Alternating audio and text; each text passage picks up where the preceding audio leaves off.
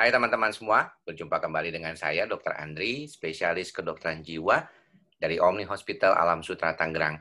Di kesempatan kali ini, saya kembali membawa teman ke hadapan teman-teman semua yang mau sharing ya, berkaitan dengan pengalamannya dalam mengalami masalah-masalah yang terkait dengan gangguan kecemasan, depresi, dan psikosomatik tentunya di YouTube channel saya, Andri Psikosomatik.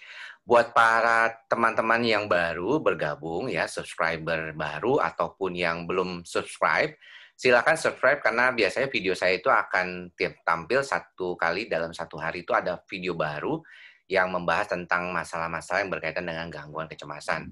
Nah, cuman memang karena permintaan teman-teman, kemarin sudah bicara dengan Mbak Yudit ya, katanya kalau bisa tolong dong ditampilkan pasien katanya atau mantan pasien atau yang mau sharing terkait dengan gangguannya. Memang saya sih berharap ini menjadi salah satu sumber inspirasi buat kita semua. Tentunya ini tidak menggantikan konsultasi ya. Soalnya kemarin ada yang nanya tuh, ada katanya nih jangan-jangan nih konsultasi online ya dok yang divideokan. Bukan ya. Ini bukan konsultasi online yang divideokan. Ini memang dibuat konten ya dari teman-teman yang mungkin mau berbagi sharing. Dan kebanyakan yang akan sharing ke saya itu memang juga sudah diseleksi gitu ya, bukan sembarangan. Jadi saya kenal sudah lama dengan orangnya, jadi bukan sembarang orang baru deket atau baru nyampe di rumah sakit terus besoknya dijadiin konten ya, tidak kayak gitu. Nah, pada kesempatan kali ini saya menghadirkan bintang tamu ya. Ola, ya ini tadi sudah nungguin kapan gue bicara katanya nih ya. Oke, silahkan perkenalkan diri Ola. Hai, makasih Dokter Andri. Nama saya Ola, saya wanita umur 35 tahun. Saya punya anak umur 17 tahun, cewek, bentar lagi mau masuk kuliah. Wow. Dan pekerjaan sehari-hari saya kerja di kantor dari Senin sampai Sabtu. Dan kalau Minggu ya saya biasa ngabisin waktu sama anak atau main sama anjing-anjing saya. Wah, kamu suka ini ya, pet ya, ada Iya, peliharaan ya berarti ya. iya. Oke. Nah, inilah sebenarnya tujuan dari adanya video ini kan berkaitan dengan banyak teman-teman yang suka bertanya gitu. Gimana sih kalau misalnya dokter kan cuman meriksa kita doang gitu ya. Secara teori tahu lah, tapi kan nggak pernah ngalamin. Jadi mereka nggak merasa deket gitu dengan apa yang saya omongan kadang-kadang walaupun cukup banyak ya yang menonton. Nah, saya jadi mau bertanya sama Ola gitu. Kapan Ola pertama kali itu menyadari bahwa ada something wrong nih dengan kondisi kejiwaan atau mental stability-nya Ola?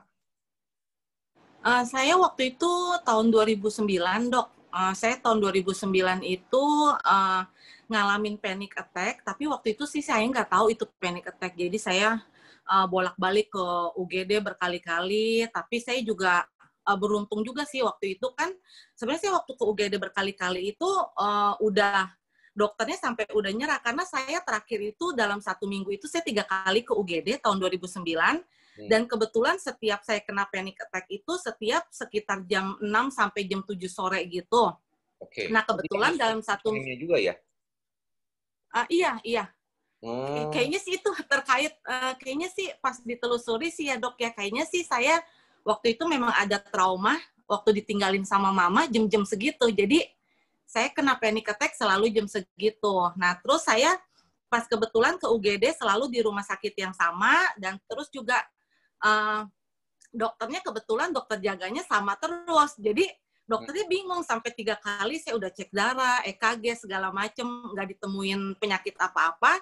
Tapi saya tetap ngotot gitu dok. Jadi saya sama dokternya juga udah bingung, saya juga bingung. Jadi saya sampai lihat-lihatan sama dokternya, terus akhirnya saya bilang kan, saya ngotot, orangnya saya ngotot karena saya merasa saya sakit terus gitu kan. Terus kata dokternya nggak ada apa-apa. Akhirnya saya bilang saya sering sakit kepala. Pas saya bilang saya sering sakit kepala, akhirnya saya saat itu disuruh ke dokter syaraf. Nah, saya beruntung banget waktu itu pas ketemu dokter syaraf. Waktu itu saya ketemu dokter Yuda Turana.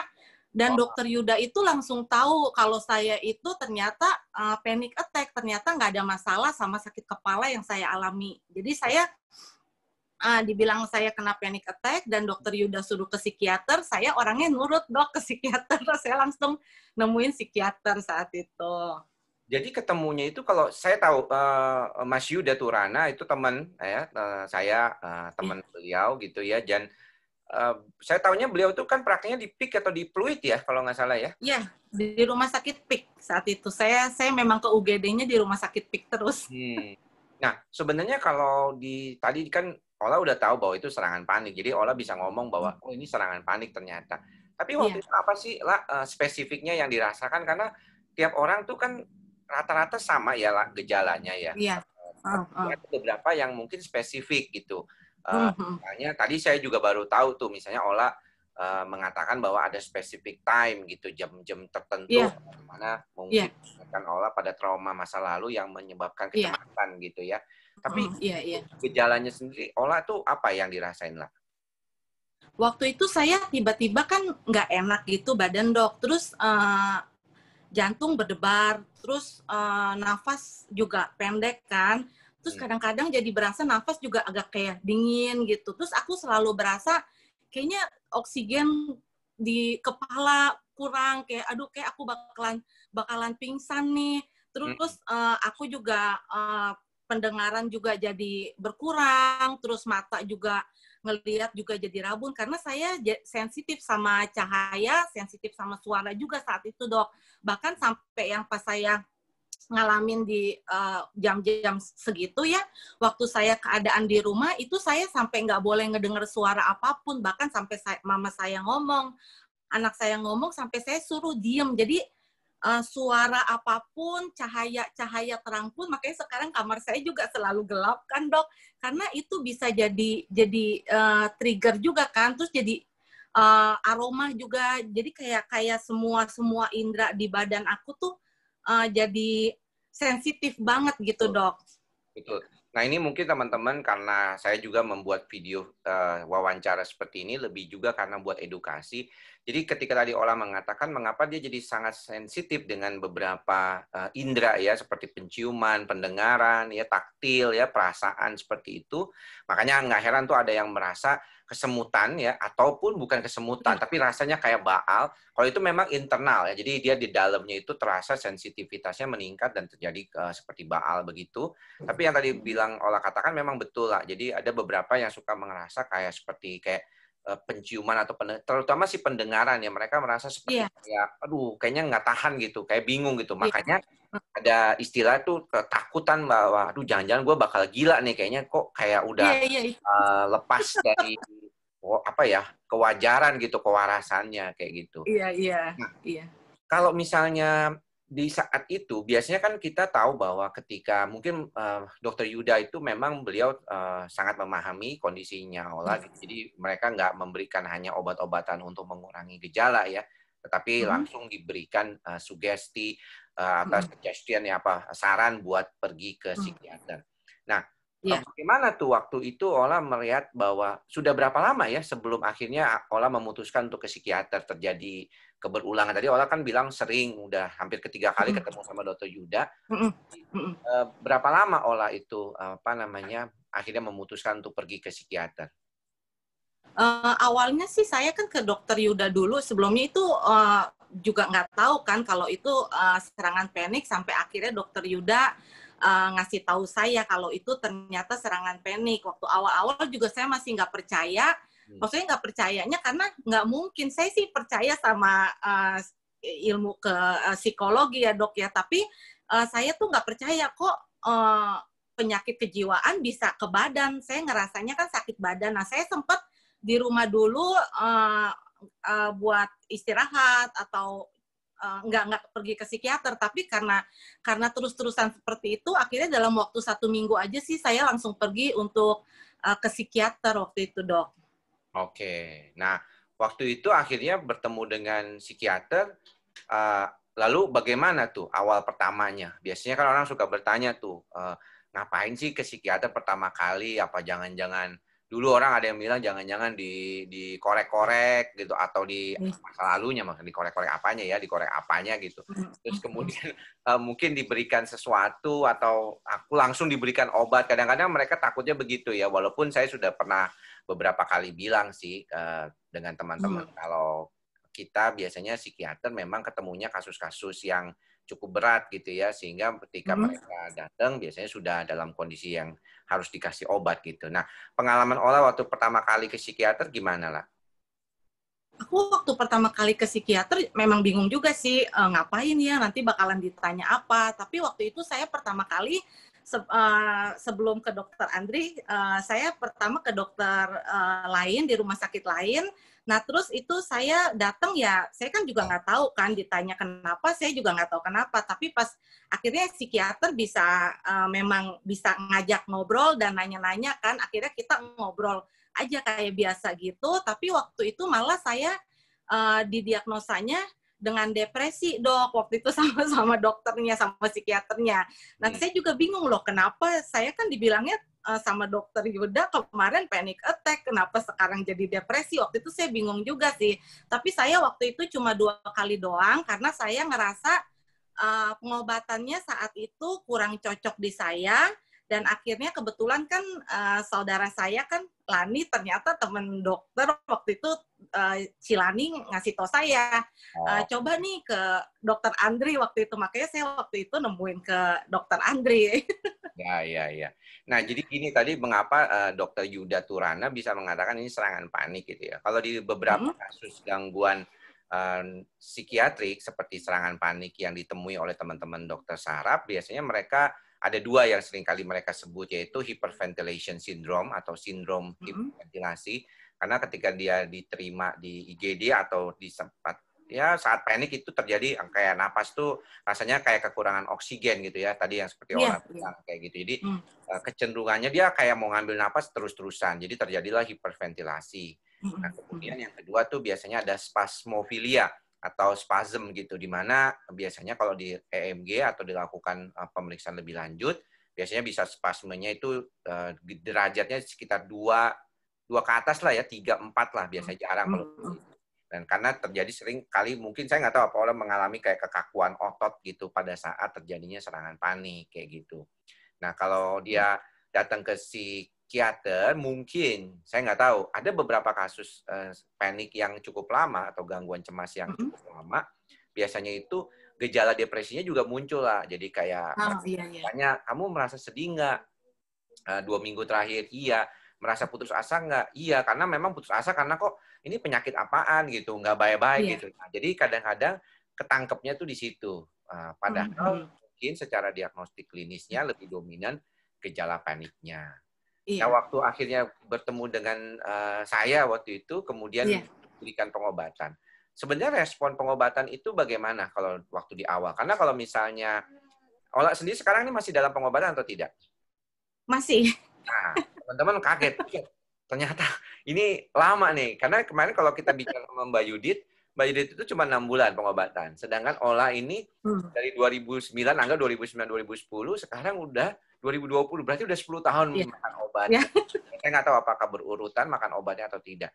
Tapi gimana sih akhirnya pengobatan itu kemudian dijalani dan apa dampaknya buat kesehatan ataupun kondisi Ola?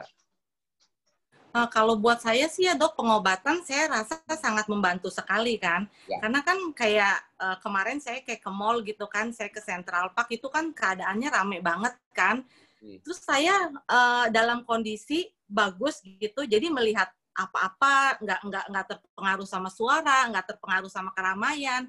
Terus kadang-kadang malah saya membayangkan waktu pertama kali saya kena panic attack, saya bahkan mau ke mall aja takut, mau lihat apa-apa takut, jadi semua serba takut begitu. Tapi waktu saya melakukan pengobatan waktu itu sama dokter Andri, ternyata pelan-pelan saya udah bisa keluar lagi, terus udah gitu berasa seger, ibaratnya kalau kemarin-kemarin tuh banyak cemas segala macem, terus kalau pas abis minum obat berapa waktu terus ngerasain ada seger ya, jadinya kan seneng, Dok, jadi kayak kok ternyata kemarin-kemarin kan selalu mikirnya bakalan kayaknya hari ini gue mati deh gitu, jadi selalu setiap bangun pasti ini hari terakhir. Jadi kayaknya mikirnya kayak begitu, sampai mikirnya sampai segitu parah, Dok. Jadi tiap pagi bangun berasa, kayaknya hari ini gue bakalan mati, kayaknya hari ini gue bakalan celaka. Tapi setelah minum obat itu sangat ngebantu banget. Akhirnya sampai saya bisa keluar lagi, saya bisa beraktivitas lagi, Dok.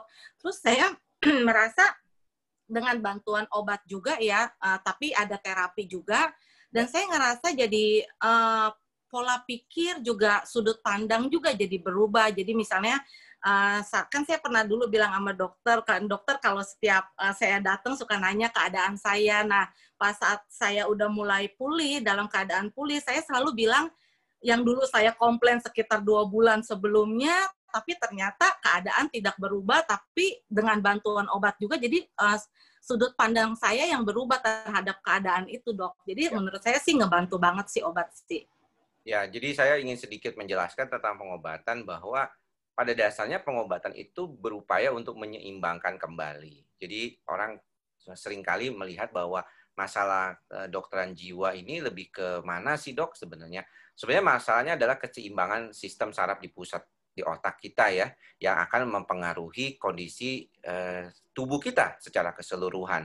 Sehingga kalau pengobatan itu bertujuan untuk menyeimbangkan. Nah, tentunya kalau seimbang, jadi dalam tanda kutip menjadi lebih normal, maka respon kita terhadap lingkungan kita juga jadi lebih baik. Nggak heran kalau orang yang mengalami depresi, contohnya ketika dia mendapatkan sesuatu yang tidak sesuai dengan harapan dia bisa jadi sangat putus asa. Tetapi kalau dia dalam kondisi yang normal, kita bisa pikir, oh ya udahlah, mungkin kita nggak dapat sekarang, mungkin bisa dapat besok, kayak gitu ya. Itu yang menjadi perbedaan. Jadi bukan seperti kayak ada obat yang bikin kok jadi berubah nih kepribadiannya, mungkin jadi pola yang tadinya panik mulu jadi positif banget gara-gara makan obat. Bukan begitu. Pada dasarnya memang positifnya itu memang dari olah sendiri. Jadi bagaimana olah bisa mengembangkan kepribadian kembali menjadi seperti normal, seperti olah apa adanya. Nah, itu yang menjadi salah satu proses dalam pengobatan. Itu juga yang sering menjadi pertanyaan lah, kenapa kalau saya itu memang pencemas, apakah jadi nanti akan berubah kepribadiannya? Memang sebenarnya tujuan dari pengobatan adalah memperbaiki. Makanya bukan cuma obat, juga ada terapi seperti tadi. Itu yang membantu supaya proses kecemasannya itu tidak seperti kayak kepribadian yang akhirnya akan memicu cemas itu kembali karena otak kita itu yang terlalu aktif atau amigdala kita tuh yang terlalu aktif. Nah, tadi Ola sempat menyebutkan terapi. Sebenarnya waktu mulai makan obat, apakah serangan panik itu masih datang atau tidak lah? Dan apa fungsi terapi lain selain obat yang membuat Ola jadi lebih baik kayak gitu? Waktu saya minum obat sih ya, Dok ya, ya mungkin sama kayak penyakit fisik lain kan, mungkin seperti darah tinggi ya.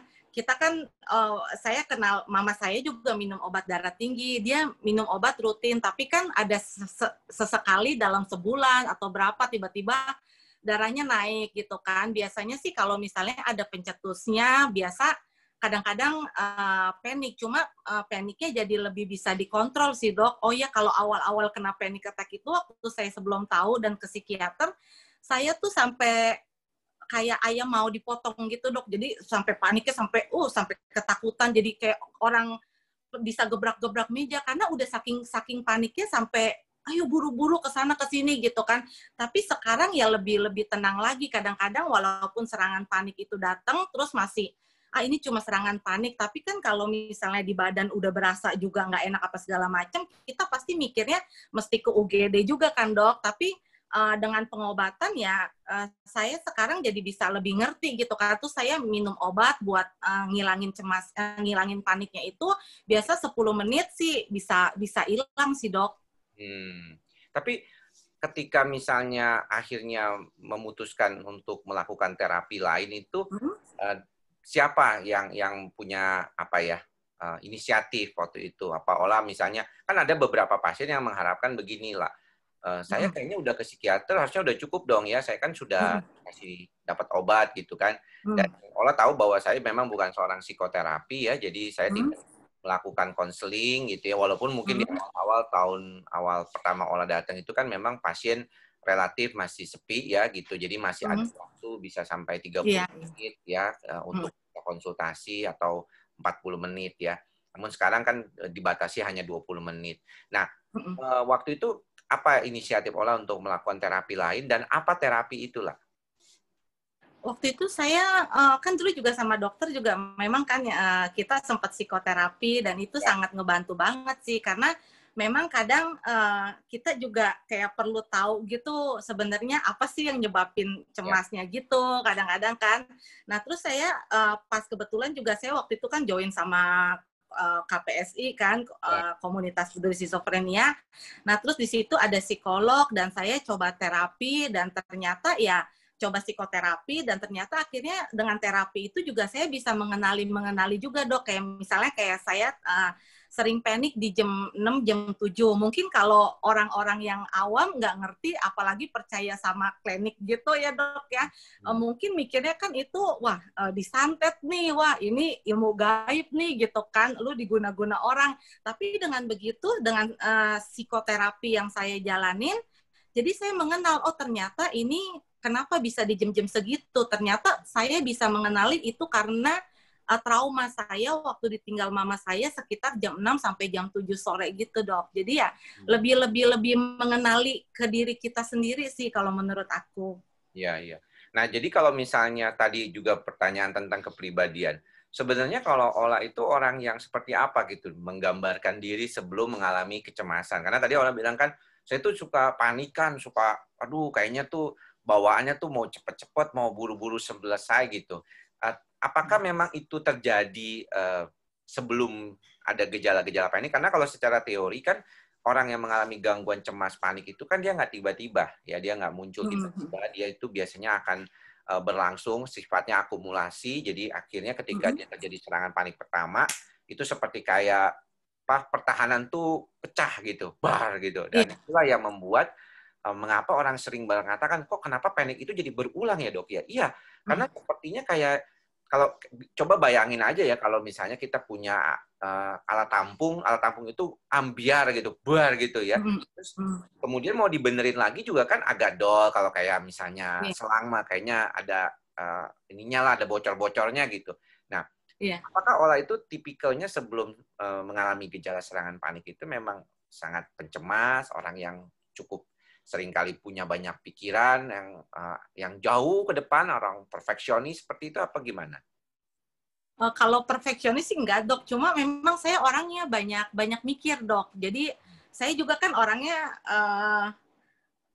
banyak peduli sebenarnya sih, bukannya kegeeran. Misalnya saya banyak peduli sama orang juga, sama binatang juga gitu kan. Jadi kayak saya banyak mikirin gitu. Dan saya sebenarnya orangnya tipe yang kelihatannya nyantai-nyantai aja di luar, tapi di otak saya tuh banyak pikiran. Kalau misalnya saya dekat sama temen pun, yang udah saya anggap keluarga, jadi tuh semua masalah dia kayak masuk ke saya dan itu saya bisa pikirin. Jadi saya selalu pengen cari solusi buat mereka, mau selalu bantu mereka, dan itu pikiran kadang-kadang sampai, nah sebelum panik itu, sebelum saya didiagnosa panik itu, bahkan teman saya bilang kan, yang pernah serumah sama saya, dia bilang, lu tuh banyak banget mikir gitu kan, mereka bilangnya pinter, padahal ternyata itu mungkin salah satu gangguan ya dok. Jadi Ya. tuh saya banyak mikir, jadi kalau malam tuh mau tidur mikir banyak banget, jadi kalau nggak mikir saya sibuk, bisa sibuknya beresin kamar, jadi kamar saya rubah terus dok,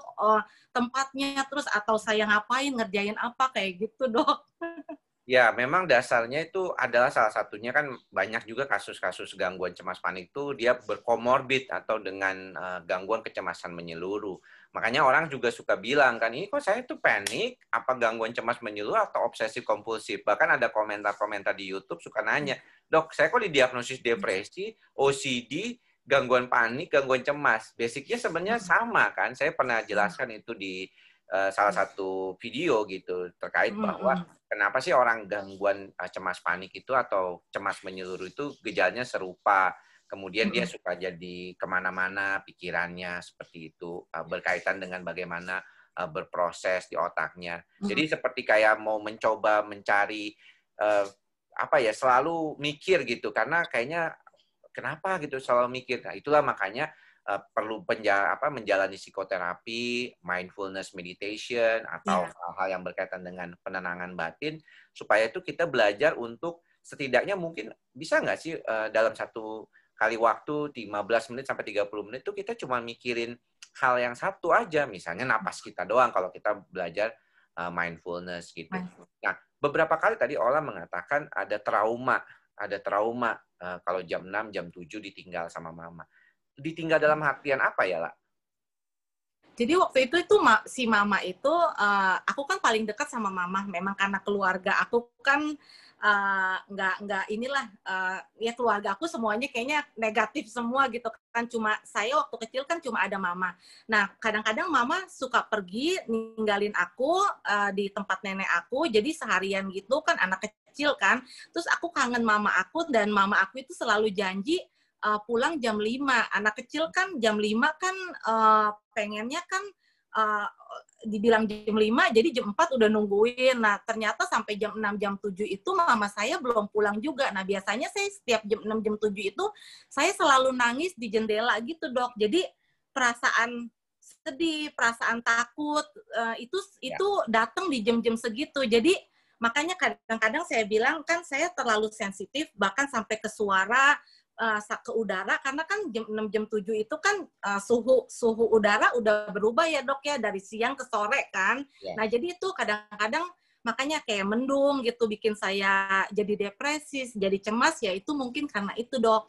Ya, ini mungkin yang beberapa kasus terkait dengan gangguan kecemasan memang dikaitkan dengan kondisi trauma di masa lalu gitu ya, di mana ketika orang itu mengalami suatu kondisi yang mencemaskan di masa-masa awal kehidupannya, itu bisa terbawa gitu ke saat-saat dia sudah dewasa, atau diingatkan kembali pada situasi tertentu. Jadi sempat Ola mungkin baik-baik saja di masa-masa dewasa muda, atau mungkin waktu usia remaja yang sudah lewat gitu ya.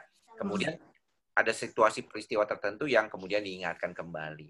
Nah, La, saya sih berharap ini bukan pertama kali dan terakhir kita ketemu di dalam video ini ya.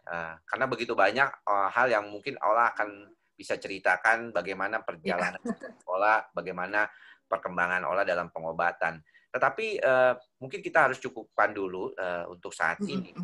Tapi saya mau melihat ataupun ya sedikit mendengar gitu ya. Sebenarnya ketika Ola memutuskan untuk tetap berobat selama lebih dari jangka waktu yang biasanya tuh orang kan bilang, kok bisa sama panjangnya? Karena pertanyaannya selalu beginilah, saya bisa sembuh nggak sih, Dok, dari gangguan ini gitu ya? Komentar-komentar sih sembuhnya, dokter kok bilangnya katanya 3 bulan, 6 bulan, 9 bulan. Tapi ternyata kok udah 2 tahun gitu.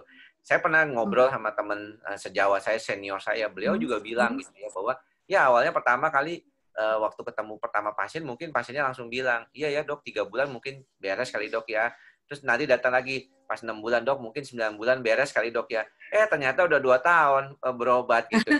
Nah, ada beberapa orang seperti Mbak Judith yang kemarin kita dengar ya, bahwa beliau memutuskan untuk berobat berhenti di 6 bulan. Tapi ada yang memutuskan untuk terus berobat seperti Ola dengan jangka waktu yang tidak sedikit gitu ya, tidak pendek gitu ya.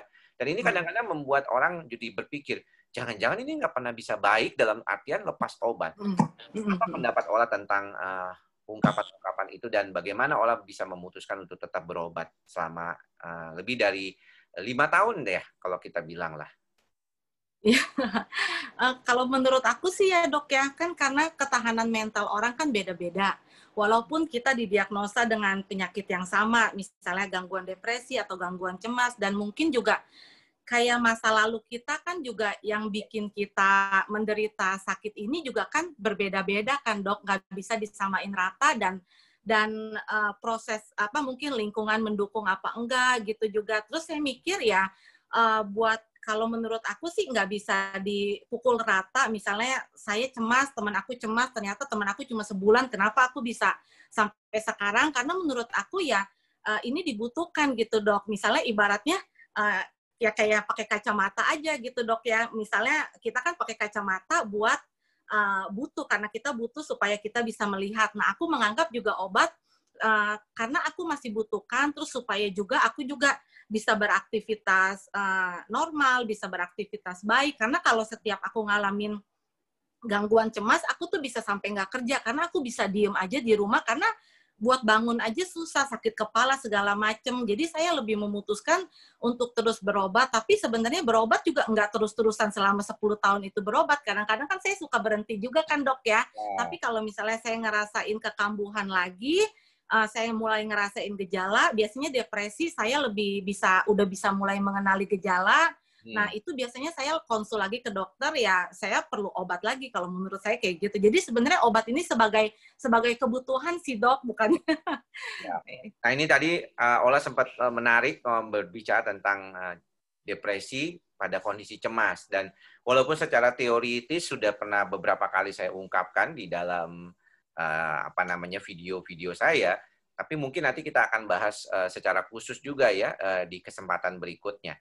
Nah, mungkin pesan terakhir Ola buat teman-teman saat ini yang masih dalam mengalami pengobatan atau masih ragu-ragu mau ke dokter, atau ini saya perlu ke psikiater apa enggak gitu, nanti gue disangka gila atau enggak gitu ya, atau yang masih bingung ini sebenarnya nih ada apa sih dengan diri saya, padahal semua dokter sudah pernah dikunjungi dan hasilnya baik-baik saja. Tapi kalau menurut Ola sendiri, apa pesan Ola buat teman-teman yang saat ini sedang menonton, yang punya pengalaman terkait dengan gangguan-gangguan yang mirip dengan apa yang tadi Ola katakan? Silakan. Kalau menurut aku ya, kita hidup di Indonesia yang masih tinggi stigma ya dok ya sebenarnya. Tapi kalau misalnya kita merasakan ada perubahan perilaku, pikiran ataupun perasaan kita yang nggak biasa, kalau menurut aku nggak usah ragu buat konsultasi ke psikiater maupun ke psikolog gitu ya dok. Karena kan nggak ada ruginya juga sih kita buat memeriksakan badan kita kan, kondisi kejiwaan kita. Nah dokter juga nggak selalu memberikan obat sebenarnya jika misalnya emangnya nggak butuh gitu. Jadi kalau menurut aku ya kita ke dokter aja dulu kalau misalnya kita masih takut sama keluarga ataupun lingkungan menganggap kita gila gitu kan. Sebenarnya kan hidup kita juga kita sendiri yang ngejalanin kan ya dok ya. Jadi kita mesti maju dulu yang pertama untuk diri kita. Mungkin dengan proses nanti pengobatan ataupun terapi, ya mungkin kita cara pikir kita bisa berubah dan kita mungkin bisa lebih berani, bahkan kita nanti bisa jadi ngebantu orang juga sih buat Ini juga mungkin lebih berani. bisa diceritakan sama Ola nanti gimana Ola bisa jalani dan akhirnya bisa jadi salah satu cara Ola untuk berbagi juga. Dan Ola ini ternyata punya YouTube channel ya. Iya dong. YouTube channel aku Cerita Ola. Oke, teman-teman nanti saya akan seperti Mbak Yudit kemarin, saya akan juga taruh linknya Cerita Ola, YouTube channelnya Ola ini di deskripsi ya. Dan saya berharap ini perbincangan yang bisa membawa manfaat buat kita semua, buat teman-teman yang saat ini sedang berjuang di dalam menghadapi kondisi gangguan kecemasan dan depresi. Saya tadi kutip kata-kata Ola bahwa kita ini semua tidak sama ya, maksudnya artinya bahwa kondisi kita menghadapi kondisi kecemasan kita dan bagaimana kehidupan kita juga berbeda-beda tentunya. Dan inilah salah satunya mengapa ada yang akhirnya bisa memutuskan pengobatan hanya 6 bulan, ada yang masih terus berobat walaupun mungkin tidak selalu makan obat gitu ya.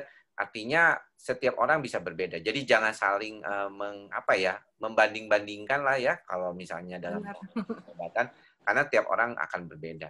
Thank you Ola sudah menjadi makasih, Dok. Bintang tamu bersama, dan saya berharap nanti Ola juga punya kesempatan lagi untuk berbincang dengan saya, nanti cerita-cerita hal-hal yang lain yang mungkin kita bisa dapatkan manfaat dari pengalaman Ola sebagai salah satu atau seorang pasien yang mengalami gangguan kecemasan. Sampai bertemu lagi, La. Ya, makasih Dok, Bang. Ya.